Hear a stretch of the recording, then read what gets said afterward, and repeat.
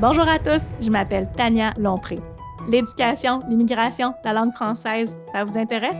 Vous êtes au bon endroit parce que moi aussi. Ensemble, on va explorer plusieurs enjeux reliés de près ou de loin à la francisation, à l'immigration, à l'enseignement et à l'apprentissage. On va aussi aborder les politiques publiques et l'actualité qui sont reliées à ces thématiques. De mon côté, moi, je suis une fille super animée par l'idéal de faire du Québec un endroit où tous peuvent s'épanouir en français, avec ou sans accent. J'ai la tête qui foisonne d'idées, d'opinions et de solutions. On sera peut-être pas toujours d'accord, hein? Mais n'est-ce pas une des facettes de la diversité qui fait que c'est vraiment beau chez nous? Alors, bienvenue à tous sur le balado, avec ou sans accent. Bonjour à tous, bienvenue au deuxième épisode d'Avec ou sans accent. J'espère que vous allez bien. Je vous remercie encore d'être ici. Donc, si vous êtes toujours là, c'est parce que le premier épisode a réussi à capter un petit peu votre intérêt et vous avez décidé de revenir, en fait. Donc, je suis très contente de vous retrouver ici. D'emblée, là, je dois vous donner 2 ou 3 petits avertissements pour l'épisode d'aujourd'hui.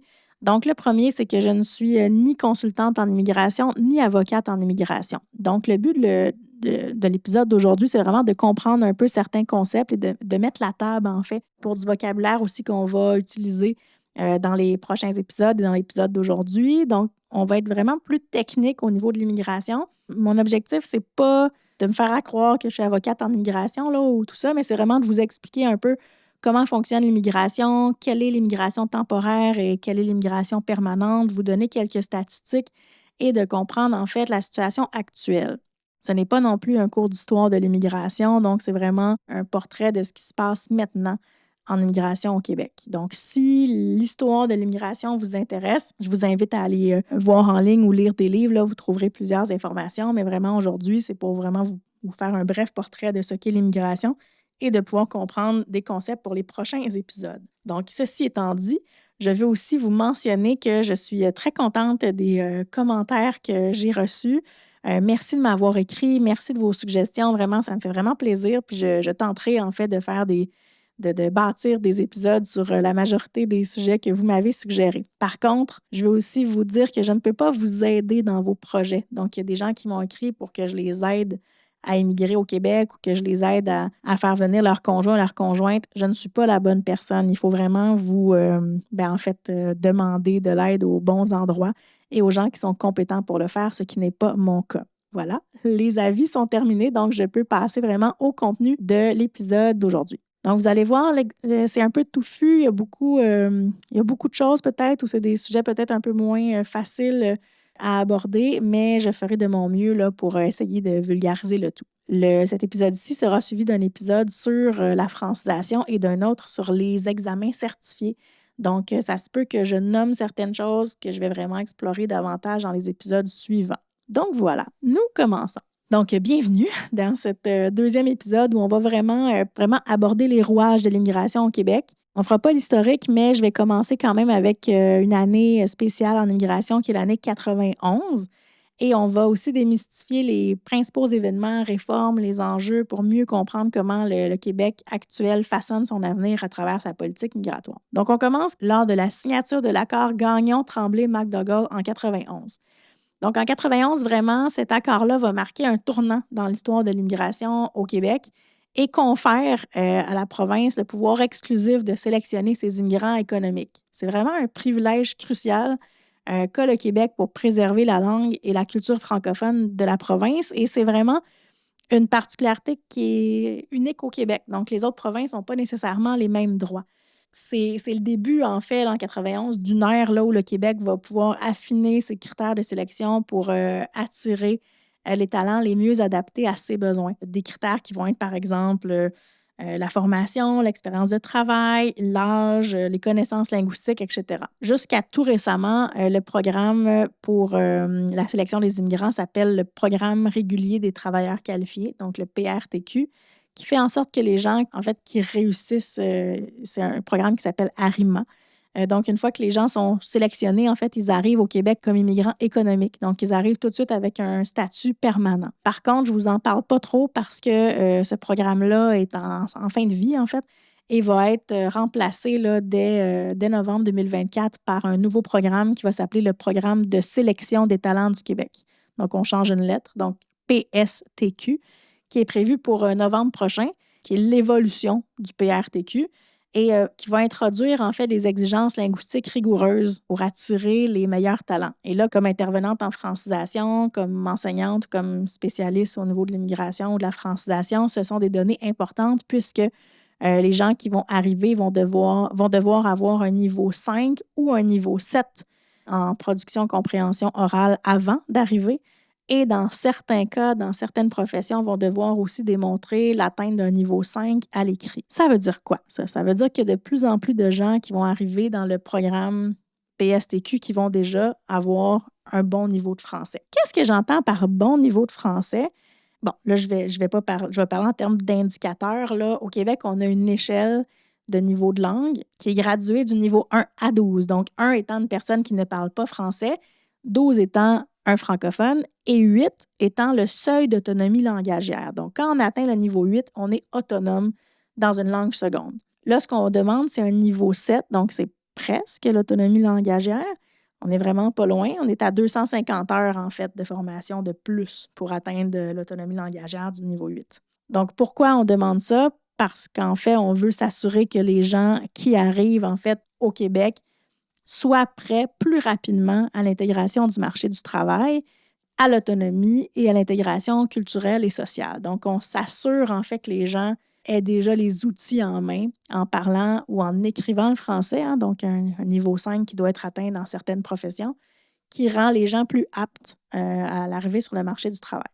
Présentement, juste vous donner une idée, l'immigration permanente au Québec, c'est 52 800 personnes en 2023. Donc, en 2024, évidemment, on n'a pas encore les chiffres parce que l'année n'est pas terminée, mais c'est quand même beaucoup de gens. Donc, c'est important de mentionner que oui, il y a les immigrants économiques, donc présentement PRTQ, qui va changer vers le PSTQ, mais il n'y a pas seulement des immigrants économiques qui sont résidents permanents au Québec, il y a aussi des réfugiés qui ont obtenu leur statut de réfugié avant d'arriver au Québec. Par exemple, lorsqu'il y a eu la guerre en Syrie, on ne peut pas dire que ça va bien en Syrie encore aujourd'hui, mais disons, là, quand les Syriens sont arrivés en plus grand nombre, ils arrivaient souvent avec un statut de réfugié dès qu'ils arrivaient au Québec. Donc, ils n'avaient pas besoin de faire une demande d'asile, ils arrivaient comme réfugiés. Et il y a aussi des gens issus du regroupement familial. Donc, vous pouvez parrainer quelqu'un lorsque, si par exemple, vous êtes québécois, vous rencontrez un homme, une femme, quelqu'un dans un autre pays. Donc, vous avez droit, vous pouvez vous marier avec lui et parrainer cette personne-là ou faire un projet de regroupement familial. Donc, vous pouvez faire ça avec votre époux, votre épouse, un conjoint de fait, vos enfants, vos parents, vos grands-parents. Et vous pouvez aussi là, agir en tant que regroupement familial avec vos frères et sœurs s'ils sont mineurs et orphelins. Donc, ces gens-là aussi qui sont issus, en fait, du regroupement familial vont pouvoir arriver au Québec avec un statut d'immigration permanent. Donc, on dit qu'ils ont un statut permanent. Ensuite, on a tout l'autre volet qui est le volet des immigrants à statut temporaire. Et là, cette année, on a une année record au niveau des gens qui ont un statut temporaire au Québec. Donc, 174 200 nouvelles personnes qui sont arrivées en 2023 avec ce statut. Donc, ce statut-là est constitué, en fait, de 3 types de personnes, donc des étudiants internationaux, des travailleurs temporaires et des demandeurs d'asile. C'est important de mentionner que ces gens-là, ils n'ont pas un statut. Le statut d'immigrant temporaire n'est pas un statut fixe. Là. C'est un statut dynamique qui peut être transformé. Donc, on peut être demandeur d'asile, par exemple, et devenir réfugié. Alors, on a un statut permanent. On peut être travailleur temporaire ou étudiant international et passer par un programme qui s'appelle Programme de l'expérience québécoise et obtenir un statut permanent.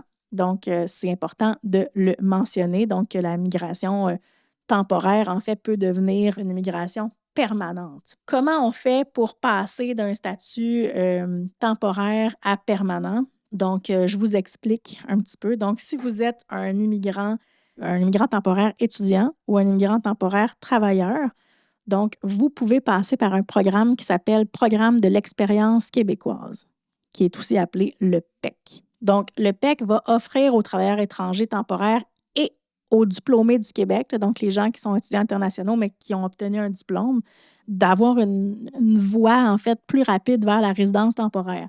Vous allez avoir aussi ici des critères linguistiques stricts et une exigence de compétences professionnelles qui va faire en sorte que le PEC va sélectionner les candidats les mieux préparés pour s'intégrer pleinement dans la société québécoise. Là, quand on parle des exigences linguistiques au niveau du PEC ou au niveau des étudiants étrangers, donc on s'attend encore à avoir un niveau de langue adéquat. Donc, quand je vous parlais des niveaux de langue, on est à la même place, en fait, que dans le PSTQ. Donc, pour les travailleurs étrangers temporaires, on va demander une connaissance de niveau oral 7. Encore là, c'est un niveau qui est presque le seuil d'autonomie langagière.